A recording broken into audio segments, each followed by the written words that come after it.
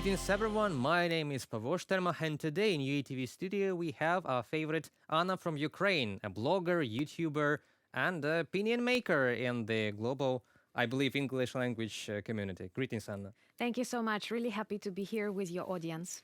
I am really happy to welcome you here because it is important to build a community to sustain the information warfare in our difficult times. Since 2022, the full-scale war, we had different information upholds and downfalls. Right now, it is very important to hold on and to sustain this information influence. Please tell us and our audience, how do you manage to continue this information influence with English-speaking people? You know, I am very grateful for the community of my channel. And in these really dark times, one of the greatest things that many Ukrainians have discovered was the support of the world. And when I started vlogging, I had 47 subscribers, and all of our community grew during this, unfortunately, 3 years of war. But I always feel these are friends and family. These are no subscribers or viewers. All of these people actually do a lot of things to support Ukraine, starting from addressing the political representatives, writing to American senators, or helping Ukrainian refugees in their countries, or simply sharing the videos and debunking lots of Russian fakes. And you know, many people were talking about Ukraine fatigue, a term that I personally hate. We should use Russia fatigue instead of Ukraine fatigue. And I believe that Ukraine fatigue is out of the question right now. Yes, because more and more smart people realize it is not a war between Russia and Ukraine. It's not a local conflict. It is a war between the democratic world and authoritarian regimes. Because right now, Ukraine is fighting with North Korea, not just Russia. And China definitely helps them to do it.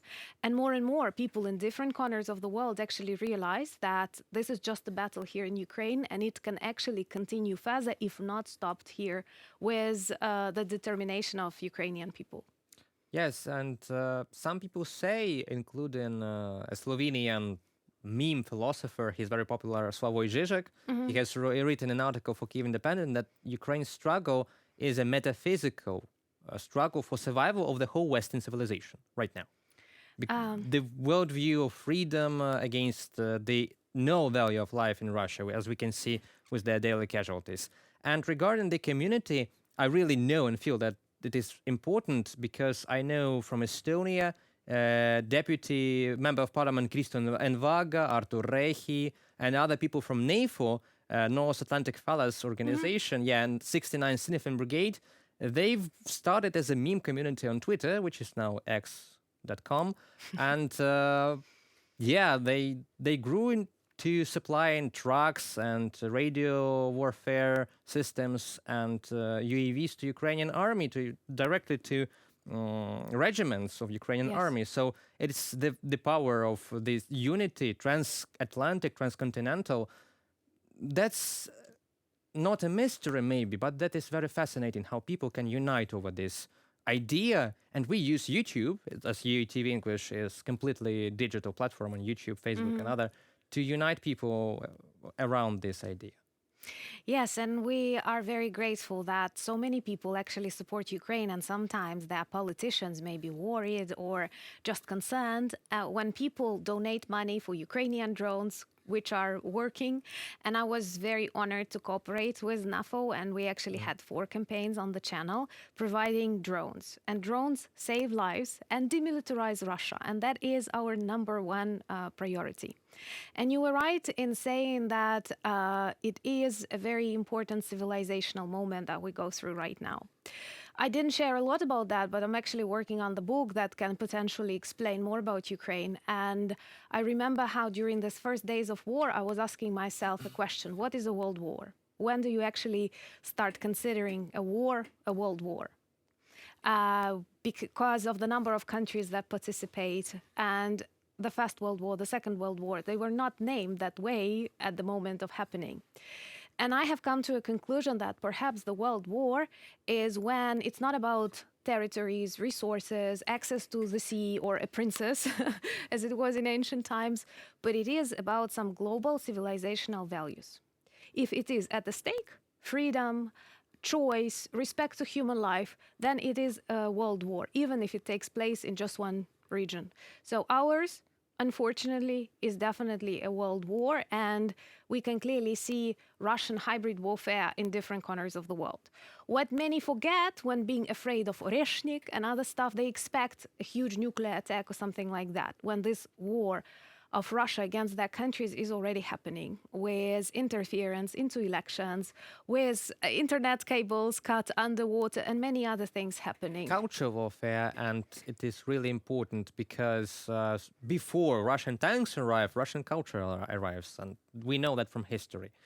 Uh, Probably what we should address right now is the question of cheap Russian gas. That needle that has the Europe has been sitting on for decades long, and most of the countries, including Austria itself, are diversifying their like gas supplies from other countries, but not Slovakia, not Hungary. And we had Robert Fico for the first time since 2022 going directly to Putin and holding closed private talks, not about the war and escalation, but personal profits.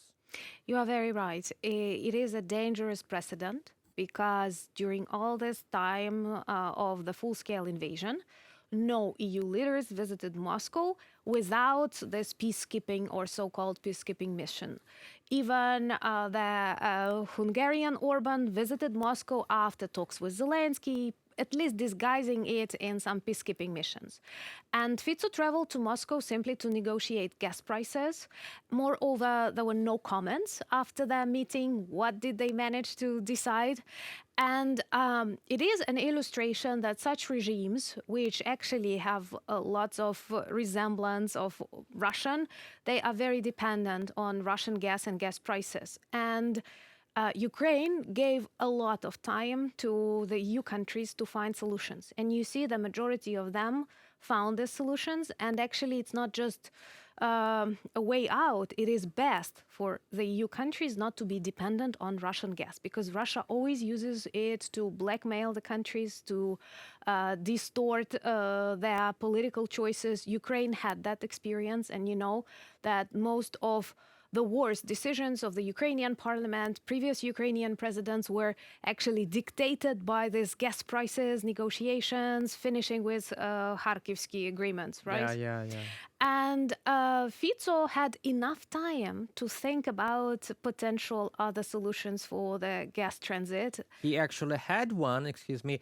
Volodymyr Zelensky have proposed to sell Ukrainian-produced gas to Slovakia and Hungary with compensation from European Commission for the prices to make it comparable to cheap Russian gas, but they refused. Because Fico is a Russian asset. And people in Slovakia should not be worried they will freeze to death, because I'm sure there are ways out.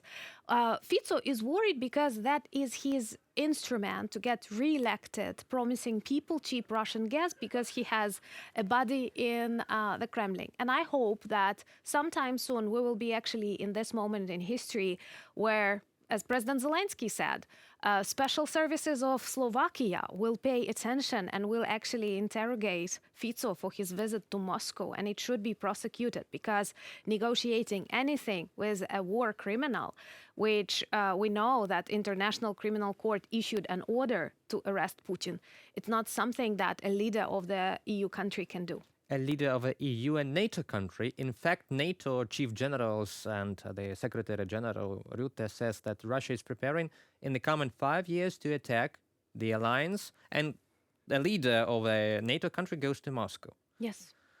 Well, that is quite unfortunate. We also have the double question of deployment of North Korean troops on Ukrainian soil, not only on Kursk region, but some people say in the Ukrainian intelligence say that they will be deployed in Ukraine to fight, to reinforce maybe the Kupiansk direction for Russians or the Kherson direction. And the question of deploying European peacekeepers is very negatively viewed in the countries of Europe if there will be no American peacekeepers. So they are afraid their societies will not support such a decision. That's ambiguity. From one place, we have North Koreans killing Ukrainians and probably killing Russians accidentally. And on the other side, we have only Ukrainians and volunteers and no direct involvement of all these powerful NATO and EU countries.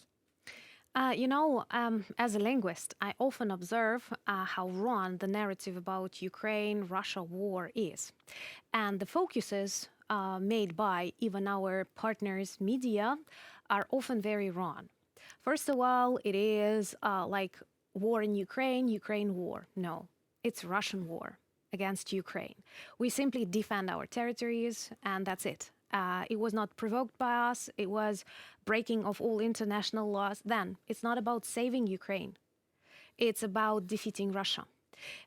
Don't focus on Ukrainian problems. Focus on punishing and stopping, defeating and demilitarizing the aggressor that is responsible for so many troubles in these recent years, starting from Chechnya, Georgia, Moldova, and now more and more countries feel endangered, especially those who were once unlucky to be part of the Soviet Union. We talk about potential attack on Estonia right now. They cut underwater internet cables, they spoil water, nature, and so on. So it is already a global problem, but it's not the Ukraine that should be in the focus. It's Russia, because violating all of these international laws and agreements, Russia demonstrated disrespect to the world order, and the country should act like a policeman in this case. And unfortunately, many steps that are definitely an escalation, like a regular army of a foreign country in Russia fighting against Ukraine. What else do we need? That is definitely not something that could have been accepted like 30 years ago by many of the European and American countries. This would have been about fantasy of some people under certain drugs, but not reviewed as reality. There was a movie in the United States where North Koreans allegedly attacked western states of the United States, and people like gathered into guerrilla militia and fought them back. But now we have North Koreans in Russia and probably soon in Ukraine fighting Ukrainians on Bradley armored vehicles of American origin.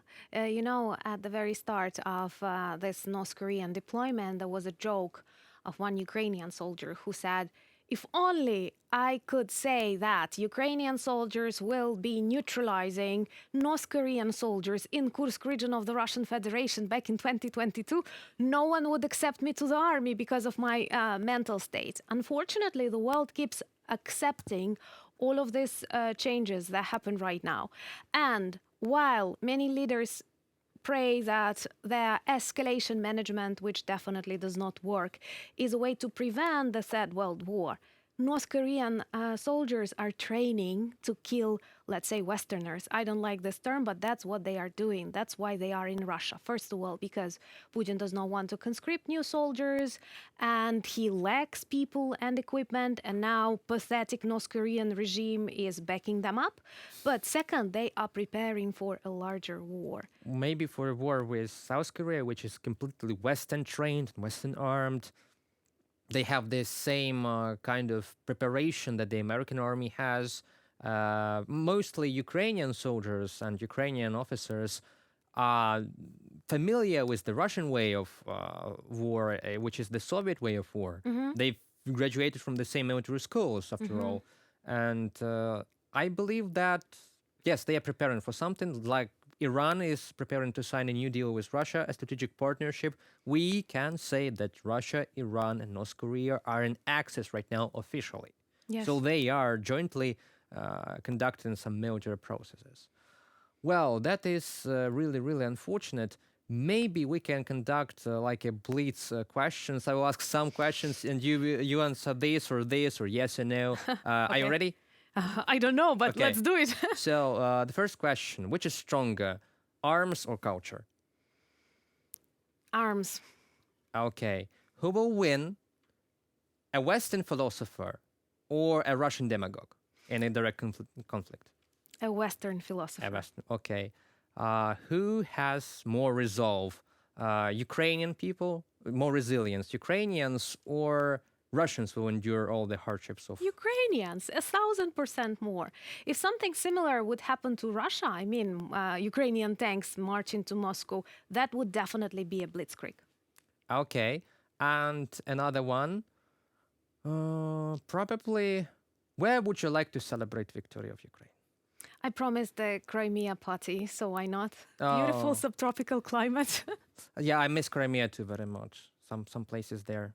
Okay, thank you very much. Maybe you have some remarks, final questions that you would like to ask us or tell something to the audience. You can tell it right now.